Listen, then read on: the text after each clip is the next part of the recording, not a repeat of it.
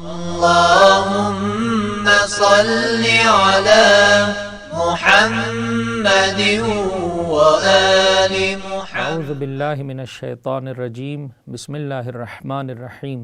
اما بعد فقد قال رسول اللہ صلی اللہ علیہ وآلہ وسلم شہر هو عند اللہ افضل الشہور وایامہ افضل الایام ولیالیہ افضل اللیالی وساعاتہ افضل الساعات. یہ وہ مہینہ ہے جو اللہ کے نزدیک دیگر تمام مہینوں سے برتر ہے. وایامہ افضل الایام، اس کے دن دیگر تمام مہینوں سے بہترین ہیں. ولیالیہ افضل اللیالی، اس کی راتیں دیگر تمام راتوں پر فضیلت رکھتی ہیں. وساعاتہ افضل الساعات، اور اس کا ایک ایک لمحہ بقیہ مہینوں کے لمحات پر فضیلت رکھتے ہیں. مہینہ افضل ترین، روز و شب افضل ترین، ایک ایک لمحہ افضل ترین. پر انسان چاہتا ہے کہ پھر انسان بھی برترین ہو جائے، سب سے بہتر ہو جائے. فرمایا اگر سب سے بہتر ہونا چاہتا ہے، سب سے بہترین عمل کو اپنی زندگی کا حصہ قرار دے دے. سب سے بہترین عمل کیا ہے؟